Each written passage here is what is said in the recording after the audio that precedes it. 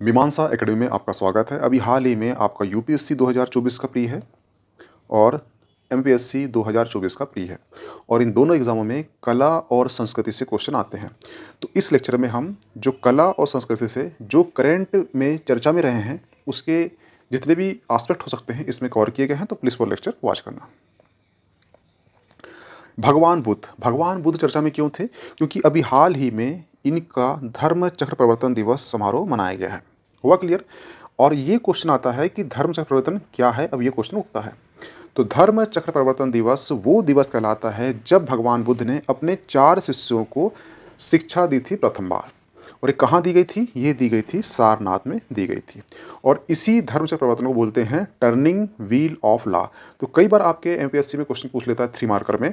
तो ये जो आपका टॉपिक, ये जो आपका कंटेंट है कौन सा, टर्निंग व्हील ऑफ लॉ, ये 3 मार्कर में क्वेश्चन पूछ सकता है। क्योंकि जो भी चीज़ प्रसिद्ध हो जाती है उसका शुद्ध हिंदी वर्जन या शुद्ध इंग्लिश वर्जन पूछ लेता है। ठीक है, इसलिए याद रखना। अब भगवान बुद्ध से क्वेश्चन उठता है कि भगवान बुद्ध ने दर्शन कौन सा दिया था? तो इनने एक दर्शन दिया था कौन सा? क्षणिकवाद। दूसरा दर्शन दिया था प्रतीत समुत्पाद। ठीक है, और भगवान बुद्ध संबंधित है स्तूप का। तो यहाँ से 2 क्वेश्चन उठ के आते हैं कि विश्व का सबसे बड़ा स्तूप कौन सा है और विश्व का सबसे प्राचीनतम स्तूप कौन सा है। तो ये 2 क्वेश्चन के आंसर आप कमेंट बॉक्स में देना। ठीक है,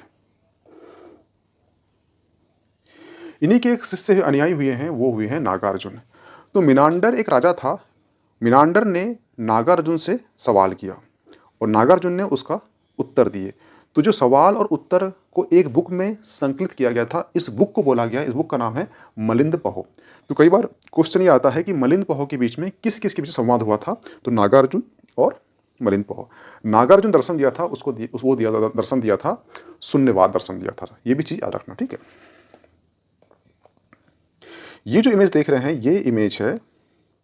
ये इमेज है अल्लूरी सीताराम राजू की। अब ये चर्चा में क्यों थे? क्योंकि अभी हाल ही में इनकी 125वीं जयंती मनाई गई है और इस जयंती पर 1 वर्ष का समारोह मनाया गया था। और समारोह का जो आरंभ था वो हुआ था 4 जुलाई 2022 से 4 जुलाई 2023 तक हुआ था। ठीक है, इसलिए ये चर्चा में बने हुए थे। अब इतिहास में ये प्रसिद्ध क्यों है? क्योंकि इनका संबंध किससे है? रंपा विद्रोह से है। ठीक है, क्या हुआ था, जो आंध्र प्रदेश है वहाँ पर ब्रिटिश शासनकाल में एक अधिनियम ला दिया गया। उस अधिनियम के अंतर्गत जो वहाँ की जनजाति है वो करती थी झूम या पोंडू कृषि करती थी। अब झूम और पोंडू कृषि पर लग गया प्रतिबंध। अब क्वेश्चन ये उठता है कि झूम और पोंडू कृषि क्या होती है? तो ये ऐसी कृषि होती है जैसे कि जंगल होता है, जंगल को पहले साफ कर दिया जाता है, उसके बाद वहाँ पर कृषि की जाती है और जब तक की जाती है जब तक कि उस भूमि की उर्वरकता क्षमता समाप्त या कम ना हो जाए। जब कम हो जाती है तो वही आदिवासी जनजाति कहीं और जगह जाती है और जंगल को पहले काटती है, फिर वहाँ पे कृषि करती है। तो इस प्रकार से इनकी आर्थिक जीविका का साधन ये झूम कृषि या पोंडू कृषि है और सांस्कृतिक इनकी पहचान भी है। अब ये अधिनियम आने से जो झूम कृषि है या पोंडू कृषि है इस पर प्रतिबंध लग गया, तो वहाँ की जनजाति और अंग्रेजों के बीच में असंतोष उत्पन्न हो गया और इसी असंतोष उत्पन्न होने का परिणाम था रंपा विद्रोह। और रंपा विद्रोह का नेतृत्व किसने किए थे? वो किए थे अल्लूरी सीताराम राजू ने। नेतृत्व करने के कारण वहाँ की जनजाति जो वर्ग था उन्होंने इनको उपाधि दी गई। कौन सी? एक थी वन नायक और एक ही थी मान्य विरुंड। तो कई बार क्या होता है, इस प्रकार के क्वेश्चन पूछ लेता है। तो इस प्रकार के क्वेश्चन पूछ लेता है वो कहाँ पर? मेंस में 2 मार्क में पूछ लेता है। सॉरी, जो पहले 3 था अब 2 हो चुका है। ठीक है, भारत सरकार ने इनके सम्मान में 1986 में डाक टिकट जारी की थी। ठीक है, और 1974 में इनके जीवन पर आधारित एक मूवी बनी है। ठीक है, तो ये 2 फैक्ट याद रखना कि क्वेश्चन वन डे पूछ लेता है। इसलिए ये जो इमेज देख रहे हैं ये इमेज है मिहिर भोज की।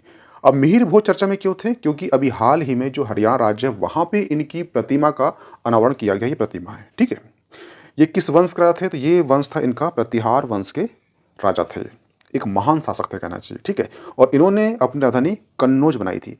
कन्नौज का संबंध बहुत, यानी जो चंद्रमा, जो अपने सूर्य की जो पुत्री हुई थी इला, और ब्रह्मा जी के पुत्र हुए थे मानस पुत्र ऋषि आत्री। ऋषि आत्री के पुत्र हुए थे कौन? बुद्ध। चंद्रमा के पुत्र हुए थे बुद्ध। बुद्ध के पुत्र हुए थे पुरुरया सोम। पुरुरया सोम का विवाह हुआ था किससे? इला का।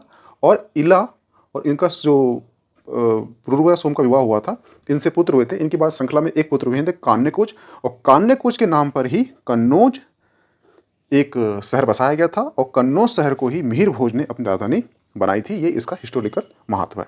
ठीक है, भगवान विष्णु के बड़े उपासक थे, इसीलिए जो भगवान विष्णु हैं इनके इतने अवतार हुए हैं। एक अवतार हुए कौन से, वराह अवतार, इन्हें उपाधि धारण की थी। ठीक है, वराह अवतार वही हैं जो अपने सिंह पर और माथे के बीच में पृथ्वी को समुद्र से निकाले थे, वही वराह अवतार है। ठीक है, इनकी उपलब्धि क्या है, ग्वालियर प्रशस्ति शिलालेख में इनकी उपलब्धि का उल्लेख है। ठीक है, तो ये क्वेश्चन आपके एमपीएससी में पूछ सकता है कि मिहिर भोज का जो उपलब्धि का उल्लेख है ये किस शिलालेख में है, तो वो ग्वालियर प्रशस्ति शिलालेख में। हुआ क्लियर? ये करंट में इशू है, इसलिए यहां से क्वेश्चन उठ सकता है। ये जो इमेज देख रहे हैं ये इमेज है नाव की, और नाव में आप देख रहे हैं यहाँ पे सिलाई किस टाइप की, ये टंकन विधि है, यानी कि तार को छेद करके सिलाई करके एक नाव बन जाती है। इस नाव को बोलते हैं टंकन विधि से बनाई गई नाव। ठीक है, अभी चर्चा में क्यों है ये? चर्चा में इसलिए कि जो सांस्कृतिक मंत्रालय है और भारतीय नौसेना के एक समझौते ज्ञापन से इस प्रकार की नाव को बनाने का प्रयास चल रहा है। ठीक है, और टंकन विधि क्या है, ये प्राचीन सिले हुए जहाज निर्माण की एक पद्धति है। ये 2000 साल पहले इस प्रकार की ही नाव बनाई जाती थी। हुआ क्लियर? और ये जो नाव है, ये नाव जो है वर्तमान जो नाव बनती है नट बोल्ट से कसी हुई, उससे मजबूत होती है। आज भी कहीं कहीं जगह पर जो छोटी नाव होती है वो इसी विधि से बनाई जाती है। इस जो समझौते का जो हस्ताक्षर जो समझौता हुआ है उसका परिणाम, उसका जो उद्देश्य क्या है, उद्देश्य ये है समुद्री सांस्कृतिक संबंधों को फिर से स्थापित करना, और जो हिंद महासागर है, ठीक है, हिंद महासागर की सीमा पर करीबन 39 देश के बीच में सांस्कृतिक समझ को बढ़ावा देना इस समझौते का परिणाम, इस समझौते का उद्देश्य है। ठीक है, तो आपसे क्वेश्चन ये पूछेगा कि टंकन विधि का संबंध किससे है, तो वो है टांकन विधि का संबंध किससे है, तो वो नाव बनाने की प्राचीन पद्धति से है। कुई भाषा, तो कुई भाषा अभी वर्तमान में चर्चा में क्यों था, क्योंकि अभी जो उड़ीसा सरकार है, अभी हाल ही में जो उड़ीसा सरकार है उस सरकार ने कुई भाषा को 8वीं अनुसूची में शामिल करने का प्रस्ताव को मंजूरी दे दी गई है, इसलिए ये भाषा जो है चर्चा में बनी हुई है। ठीक है, कुई भाषा जो है एक समुदाय है, उस समुदाय का नाम है कंद समुदाय द्वारा बोली जाती है, और इसकी लिपि कौन सी है, तो लिपि है उड़िया लिपि। और ध्यान रखना जो उड़िया लिपि का संबंध गोंड जनजाति से भी गहरा संबंध है। ठीक है, तो यहाँ से 2 क्वेश्चन उठ के आएंगे आपसे कि कुई भाषा किस राज्य की है, तो उड़ीसा राज्य की है। कुई भाषा किस समुदाय द्वारा बोली जाती है, तो वो है कंद समुदाय द्वारा। इसकी लिपि कौन सी है, तो लिपि है उड़िया लिपि है इसकी। ठीक है, हुआ क्लियर? ये जो इमेज देख रहे हैं ये इमेज है सीताकाली लोक कला की। सीताकाली लोक कला चर्चा में क्यों है, क्योंकि अभी हाल ही में इसे पुनर्जीवित करने का प्रयास किया जा रहा है, इसलिए ये चर्चा में है। और चर्चा में इसलिए भी है क्योंकि ये केरल के बाहर पहली बार इसका प्रदर्शन हुआ है। ठीक, अब तक क्या था कि सिर्फ ये केरल राज्य में ही इसका प्रदर्शन होता था, अब इसका पुनर्जीवित करने का प्रयास किया जा रहा है, तो केरल के बाहर भी पहली बार इसका प्रदर्शन हुआ है। ठीक है, इसकी प्रमुख बातें ये हैं कि जो वेद समुदाय है और एक पुलाया समुदाय है, इसके जो दलित कलाकार है इसके द्वारा प्रस्तुति दी जाती है। अब क्वेश्चन ये उठता है कि ये जो सीताकाली लोक कला है इसमें प्रस्तुति दी किसी जाती है, तो वो है रामायण काल की जो कहानी है उसके इर्द गिर्द जितनी भी कहानी है उसकी यहाँ पे प्रस्तुति दी जाती है ना। आप देख रहे होंगे इमेज में कि ये भगवान राम है। ठीक है, तो रामायण काल की जो इर्द गिर्द घूमती कहानी है उसकी इसमें प्रस्तुति दी जाती है सीताकली की। ठीक है, तो आपसे क्वेश्चन पूछा है किस राज्य का है ये कला, तो केरल राज्य का है। इसमें किस पौराणिक कथाओं का उल्लेख किया जाता है, तो वो रामायण काल की जो कहानी है उसका इसमें अभिनय किया जाता है सीताकाली लोक कला का। ठीक है,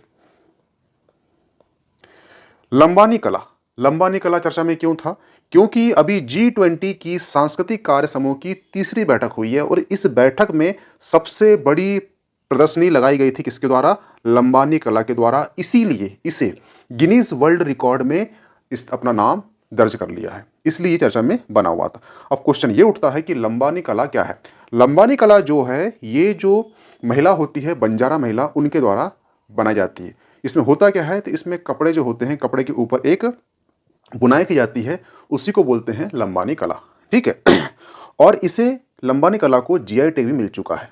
हुआ क्लियर? अब क्वेश्चन ये उठेगा यहाँ से कि लंबानी कला का संबंध किससे है, तो बंजारा जनजाति की महिलाओं द्वारा बनाया जाता है। ठीक है, कपड़ों के ऊपर बुनाई कढ़ाई की जाती है। ठीक है, अब यहाँ से क्वेश्चन उठता है कि भारत की सबसे श्रृंगारप्रिय जनजाति कौन सी है, तो वो है बंजारा जनजाति श्रृंगारप्रिय है। इसको ऐसे रखना कि जो कंघी आप जो करते हो उसका जो आविष्कार है वो बंजारा जनजाति के द्वारा ही हुआ है। अब जो कंघी का आविष्कार करेगी वो सर्वाधिक बार श्रृंगार करेगी, इसलिए श्रृंगारप्रिय कौन सी कहलाएगी जनजाति, वो कहलाएगी बंजारा जनजाति कहलाएगी। ठीक है, और इन्हीं में एक इनकी जो महिलाओं द्वारा एक कला का विकास किया जाता है और वो है लंबानी कला। इसे G20 की जो बैठक हुई थी, तीसरी बैठक सांस्कृतिक की, उसमें सबसे बड़ी प्रदर्शनी लगाई गई थी इन्हीं के द्वारा। ठीक है, इसीलिए इसे गिनीज वर्ल्ड रिकॉर्ड में स्थान मिल चुका है। हुआ क्लियर? अंडूरी उत्सव। अंडूरी उत्सव चर्चा में क्यों है? क्योंकि उत्तराखंड में जो उत्तरकाशी जिला है उसमें दायरा बग्याल में मनाया जाने वाला एक उत्सव है। इसे अंडूरी उत्सव के अलावा बटर फेस्टिवल भी कहते हैं। बटर फेस्टिवल से ही नाम से ही लग रहा है कि ये इसमें दूध, दही, मक्खन आदि के द्वारा एक दूसरे के चेहरे पर लगाकर एक होली उत्सव मनाया जाता है। तो अंडूरी उत्सव जो है उत्तराखंड में उत्तरकाशी जिले में एक जगह है, दायरा बग्याल में मनाया जाने वाला एक उत्सव है और इस उत्सव को बटर उत्सव भी कहते हैं। बटर उत्सव कहने का मतलब है कि इसमें दूध हो गया, दही हो गया, मक्खन हो गया आदि के माध्यम से एक दूसरे को लगाकर ये उत्सव मनाया जाता है। एक तरह से ये कहना चाहिए होली पर्व है। हुआ क्लियर? तो क्वेश्चन ये आएगा आपसे कि अरुंडी उत्सव का संबंध किस राज्य से है? तो वो उत्तरकाशी राज्य से। कभी क्वेश्चन आ गया कि बटर फेस्टिवल कहाँ मनाया जाता है? तो ये भी कहाँ पर? उत्तरकाशी मनाया जाता है। बटर फेस्टिवल संबंध किससे है? तो अंडूरी उत्सव को ही बटर फेस्टिवल कहते हैं। हुआ क्लियर? ये है ओणम। ओणम जो है चर्चा में क्यों है? क्योंकि वर्तमान में जो सितंबर माह है वहाँ पर केरल में इसे मनाया गया है। अब ओणम त्यौहार क्या है? तो ये 10 दिन तक यह त्यौहार चलता है। इसकी एक पौराणिक कहानी ये है कि राजा हुए हैं, राजा महाबली हुए हैं। महाबली को बहुत गर्व हो गया था कि मैं इस संसार का सबसे बड़ा हूँ। तो भगवान जो विष्णु है उनके अवतार हुए थे, कहानी सुनेंगे वामन अवतार। उन वामन अवतार ने इनसे 3 पग में जमीन माप ली थी, एक पृथ्वी, आकाश और एक तीसरा जो था उनने बोले थे मेरे सर पर रख लो। ठीक है, इससे महाबली जो है खुश हो गए। उन्होंने बोले कि वरदान मांगो। इनने बोला कि मैं एक दिन पृथ्वी में आना चाहता हूँ और उस दिन मैं आऊँगा। तो ये जिस दिन पृथ्वी में आते हैं तो इनके आगमन के प्रतीक के रूप में ये त्यौहार मनाया जाता है। ये भी एक कहानी है, ये किदवंती है। ठीक है, तो ये जो त्यौहार है ये 10 दिन चलता है। इसका प्रथम दिन कहलाता है अथम और जो अंतिम दिन कहलाता है वो है थिरुवोनम कहलाता है। ठीक है, तो ये भी याद रखना कि थिरुवोनम और अथम का संबंध किससे है? ओणम त्यौहार से है। 10 दिन चलने वाला त्यौहार है और ये त्यौहार केरल में मनाया जाता है और एक पौराणिक कहानी के माध्यम से, पौराणिक कथा के माध्यम से इसका संबंध जो है महाबली के आगमन से, आगमन का प्रतीक है। हुआ क्लियर? तो ये थे आपके कला और सांस्कृतिक कि जितने करंट अफेयर में जो मुद्दे थे उससे क्वेश्चन, उसके कहना चाहिए जितने टॉपिक्स में लिए गए थे। अब इसका जो PDF है आपको मीमांसा एकेडमी की टेलीग्राम चैनल है वहाँ प्राप्त हो जाएगी। जो भी अब नेक्स्ट कला और संस्कृति से जो भी मुद्दे करंट में रहेंगे उससे हम नेक्स्ट लेक्चर में देखेंगे। Okay, thanks.